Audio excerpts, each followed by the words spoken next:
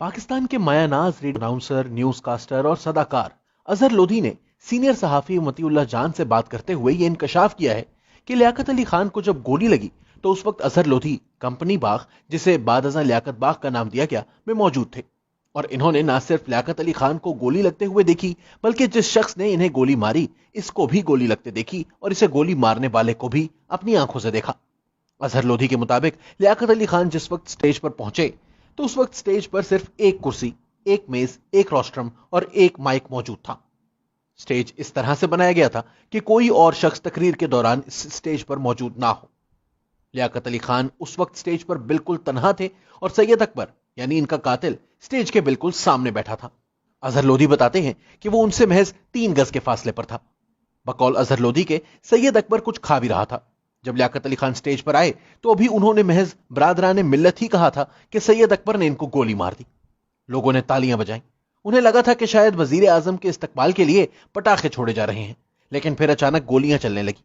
बाग में भगदड़ मच गई। वो बताते हैं कि उन्होंने लियाकत अली खान के कोट में से धुआं उठते देखा और फिर वो गिर गए।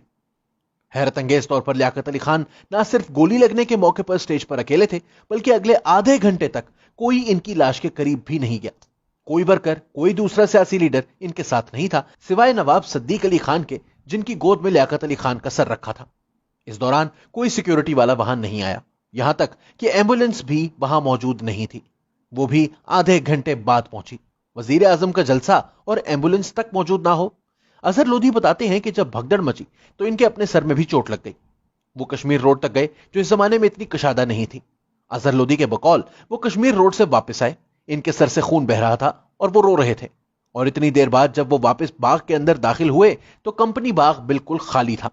लोगों की टोपियां और कोट जा बजा फैले हुए थे और स्टेज पर उस वक्त तक भी लियाकत अली खान की लाश अकेली पड़ी थी और कोई सिक्योरिटी अफसर वहां नहीं पहुंचा था। अजहर लोधी बताते हैं कि उस मौके पर उन्होंने सैयद अकबर की लाश को भी देखा, जो वहीं पड़ी थी। उन्होंने इसको गोली लगते हुए भी देखा था। अजहर लोधी बताते हैं कि जब लियाकत अली खान को गोली लग गई तो कुछ पीछे से एक शख्स ने, जो सादे कपड़ों में मलबूस था लेकिन मुझे सरकारी अफसर ही लगता था, ने सैयद अकबर को भी गोली मार दी। इनके मुताबिक लियाकत अली खान के कत्ल के पीछे कौन था ये तो उन्हें नहीं पता, लेकिन यकीनन ये एक साजिश थी जिसके तफ्तीशकार तक को हादसाती मौत ने आ लिया था। याद रहे कि स्पेशल ब्रांच के सरबराह एतजाजुद्दीन, जो कि इस केस के तफ्तीशकार थे, जहाज हादसे में उस वक्त हलाक हो गए थे जब वो रावलपिंडी से कराची उस वक्त के वजीर आजम ख्वाजा नाजिमुद्दीन से मिलने जा रहे थे और इनके पास केस के हवाले से अहम दस्तावेजात भी मौजूद थी। ये जहाज जेहलम के करीब अचानक फन्नी खराबी पैदा होने से लगने वाली आग के बायस गिरकर तबाह हो गया था और इसमें मौजूद तमाम मुसाफिर और इनका सामान जलकर राख हो गए थे। किताब गए दिनों के सूरज में फॉरेन ऑफिस के एक जूनियर ऑफिसर, जो कि राना लियाकत अली के साथ रोम में सफारत खाने में 3rd सेक्रेटरी थे, ने बताया कि बेगम राना लियाकत अली खान उन दिनों रोम में पाकिस्तान की सफीर थी। हुकूमत ने लियाकत अली खान के कत्ल के बाद उनके खानदान के लिए 5000 रुपए वजीफा मुकर्रर कर दिया था। यह रकम चूंकि थोड़ी थी तो बेगम राना लियाकत अली खान को रोम में सफीर लगा दिया गया। किताब के मुताबिक बेगम राना लियाकत अली खान कहती हैं कि एक रोज कत्ल केस की तफ्तीश करने वाले एतजाजुद्दीन, उस वक्त के आईजी स्पेशल ब्रांच, कराची मेरे घर आए। उन्होंने मुझे बताया कि वो कातिल तक पहुंच चुके हैं।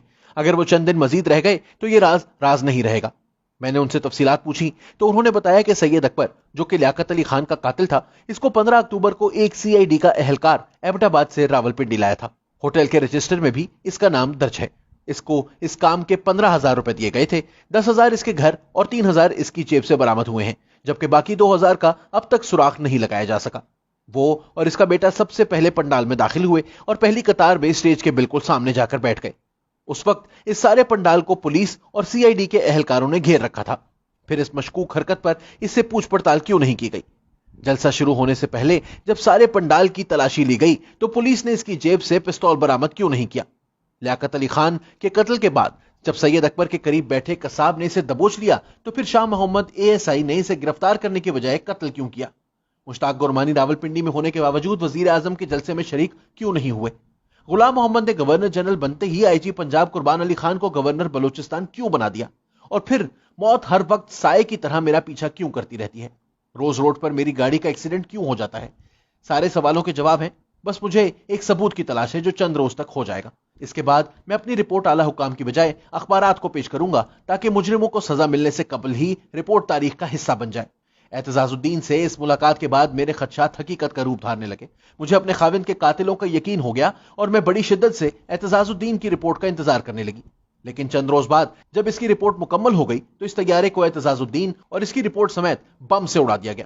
یوں میری آخری امید بھی دم توڑ گئی. بعد ازاں فروری 1958 میں مشتاق گرمانی بمقابلہ زید سلیری کیس میں لاہور ہائی کورٹ نے لیاقت علی خان قتل کیس کی فائل کا مطالبہ کیا تو اس وقت کے اٹارنی جنرل نے 25 فروری تک یہ فائل عدالت میں پیش کرنے کا وعدہ کیا.